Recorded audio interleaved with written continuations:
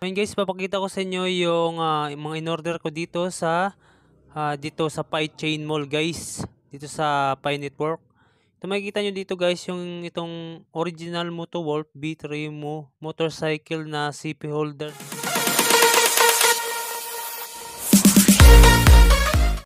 Hello guys, welcome back again dito lang yan sa channel natin. Kay Trend Coins, kayo mga Trend Coins ay i-review ko itong si Pi Network na to guys, kung saan ay dito tayo ay nakabili tayo ng item gamit yung Pi token. Ngayon guys, tuturuan ko kayo dito kung paano nga ba dito bumili ng mga items or mag-order dito sa Pi Network gamit tong Pi browser. Ngayon guys, sa mga wala pa ditong Pi Network, ilalagay ko yung link sa description ng video na to para dun kayo mag-register at tapos ay kailangan i-verify nyo itong account nyo sa Pi Network. Ngayon guys, papakita ko sa inyo yung mga in-order ko dito sa Pi Chain Mall guys, dito sa Pi Network. Ito makikita nyo dito guys yung itong original Motowolf B3 motorcycle na CP holder nan guys. Yung halaga nito ay 47 Pi. At dito naman sa baba, itong leather expansion card holder ay halaga niya ay 7.5 Pi. Ngayon guys, papakita ko sa inyo yung mga proof dito na pinadala sa akin guys. Bali nasa 3 days lang to guys, dumating na dito sa bahay yung mga in-order ko guys. Yan ang makikita dito. Yan o, naipadala. Yan, ito yung nagpadala sa akin guys, yung GNT Express to guys. Yung dalawa na to guys, makita nyo. Yan, ay kinabit ko na siya sa motor ko guys. Itong Motowolf na CP holder. Legit po talaga ito guys, na bibili natin yung Pi token natin guys. Yan, makikita nyo dito, yan o, yung card holder na to guys.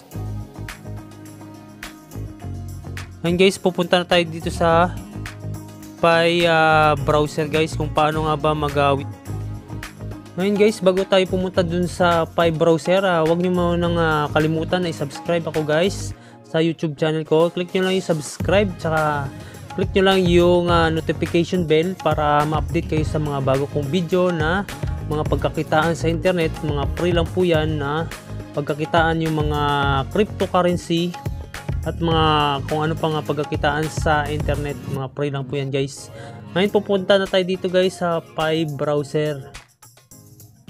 Dito natin makikita yung Pi Chain Mall na sinasabi ko, na kung saan ay dito tayo order ng item guys. Papakita ko sa inyo ng actual kung paano mag-order ng item. Mag-order tayo dito ng item guys. Balik, mababa lang na item yung bibilihin natin muna para makita nyo kung paano nga ba dito mag-order sa Pi Chain Mall.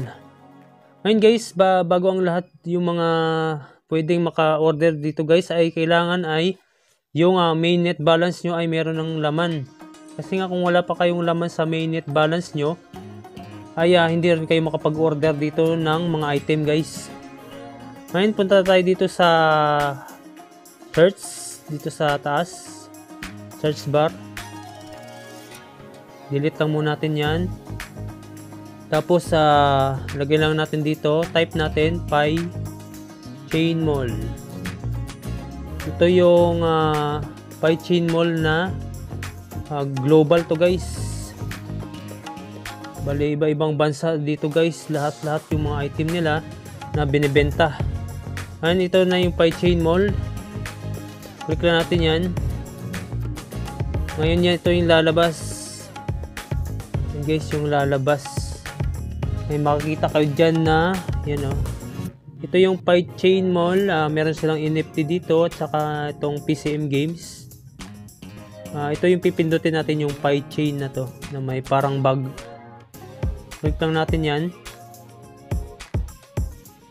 Tapos madadirect na tayo dito sa website nila ng Pi Chain Mall. Ito na guys yung mukha ng Pi Chain Mall. Parang Shopee lang to guys. Yan o, makita nyo. Yan. Ito yung mga product or mga item na binibenta nila dito sa Pi Chain Mall. Ngayon makikita nyo dito sa taas. Dito man tayo sa taas. Ito makikita nyo diba? Yung PHL. Ibig sabihin yan Philippines. Pwede nyo naman yan na X. Pwede kayo mag-search dito sa global. Yan o, global.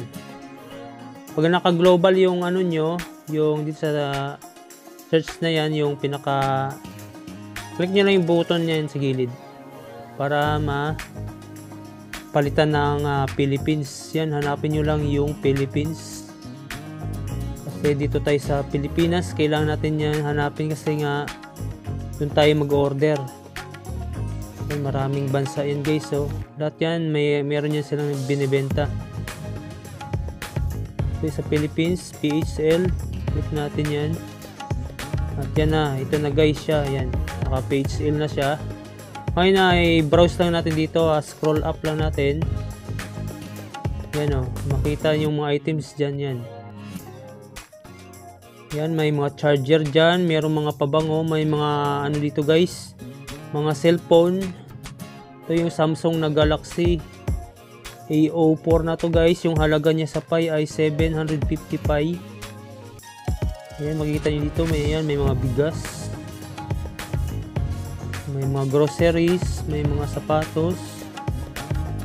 Ayan, makikita nyo. May pipili lang ako dito ng isang item. Papakita ko sa inyo kung paano nga ba dito mag-order sa Pi Chain Mall. Pipili tayo dito ng pinakamura guys. Scroll up nyo lang yan guys. Scroll up. Hanapin natin yung pinakamura dito. Halagang 1 Pi lang. Sa baba natin hanapin. Ito pwede naman itong TP-Link na Bluetooth na to, pero 5 Pi siya. Yan ditong may 1 Pi parang keychain lang yata yun. Keychain lang siya. Ito guys. Yan o, makita nyo dito yung keychain to. Yan o, keychain. Dito makikita natin yan, 1.5 Pi lang siya guys. Bali nasa, makita nyo dito yung stock nya, 40 stock pa siya. Ngayon guys, nakita na natin yung orderin natin guys. Ito, yung 1.5 na Pi lang ito guys. Click natin yan. Tapos, dito sa baba may makikita kayo dito na, click nyo yung bumili. At saka, pwede naman click nyo yung information na yan. Click natin yung bumili para diretso na tayo. Ngayon guys, kailangan yung address nyo dito guys ay saktong-sakto sa ano nyo, kasi nga dito ipapadala sa address nyo yung item na in-order nyo dito guys sa Pi Chain Mall. Ngayon kailangan yung i-review muna yung address nyo kung tama para hindi magka-problema sa pagpadala ng items. Ngayon makita nyo dito yung shipping ay free lang po yan guys, yan o, free 1.5. kung ano yung nandito 1.5 na yan yung babayaran nyo guys. Click natin dito sa baba, ipasa ang order. Click natin sa baba. Yun, kung na-click natin yan, ay may lalabas na yan o. Matagumpay na naipadala. Ngayon, click natin yung itong magbayad. Total of 1.545 na Pi. Click natin yung magbayad. Yan, makikita nyo dito sa option na to guys. Kailangan nyo i-click itong Pi Wallet Pay.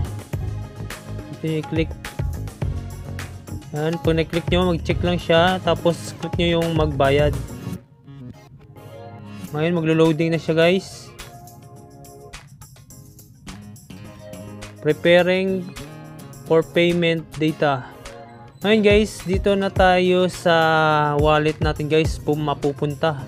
Ngayon, ang kailangan dito ay yung inyong mga passphrase. kailangan yan yung ilagay nyo dito, yung passphrase nyo. Wag nyo iwawala yung passphrase nyo kasi yan yung pang-unlock dito ng wallet ninyo guys. Dito ilalagay ninyo, i-copy nyo lang yung passphrase nyo, tapos i-paste nyo dito. Tapos yan, i-click na natin yung pay with Pi na yan. Ngayon, kakat ko muna to guys, kasi baka makita yung passphrase natin. Ngayon guys, i-paste na natin dito yung passphrase natin.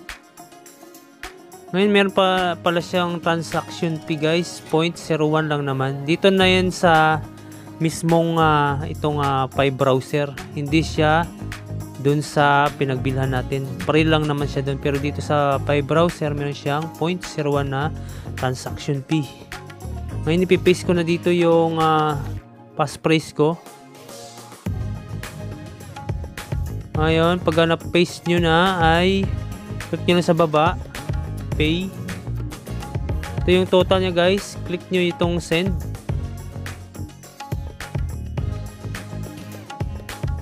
Yan, ay click na natin yung send guys.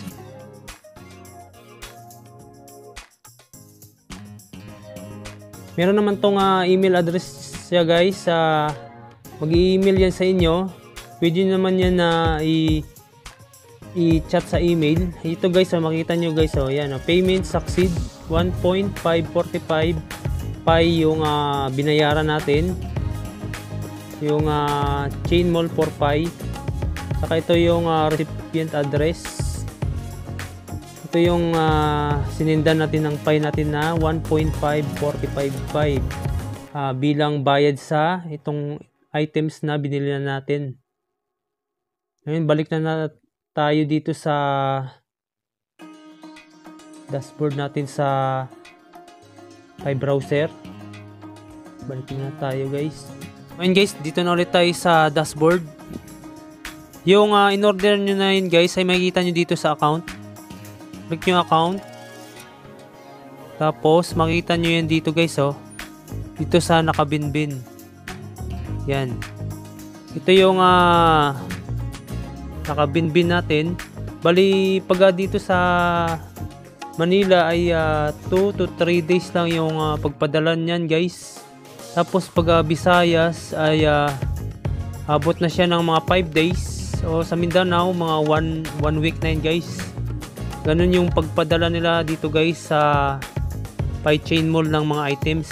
Kung i-check nyo dito yung email niyo, dito sa email ay magsisend yung Pi Chain Mall dyan sa email nyo ng email.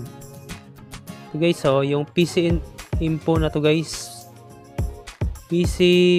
PIPCM, yan. Yung makita nyo guys, yan. Yan yung sinid sa atin ng itong PCM info na yan. Sabihin ay nag-order tayo sa kanila ng item.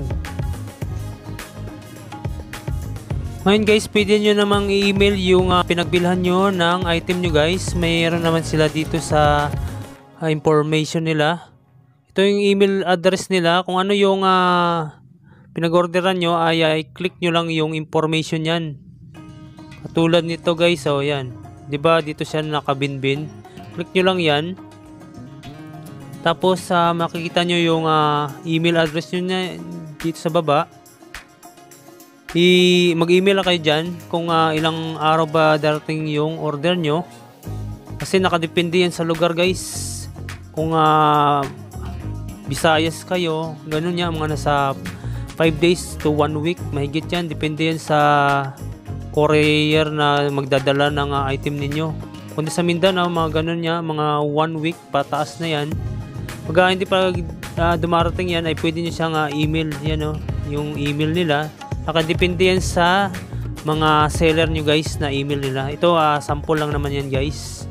Yan yung email nila. And guys, hanggang dito na lang siguro yung video ko na to guys. Maraming salamat guys sa panood ng video ko guys. Sana ay marami kayong natutunan dito kay Trend Coins.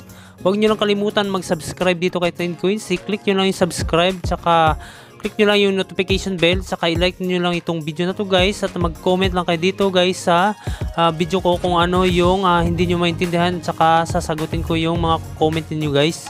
Maraming salamat guys, and happy earnings sa inyo, and God bless. Thank you.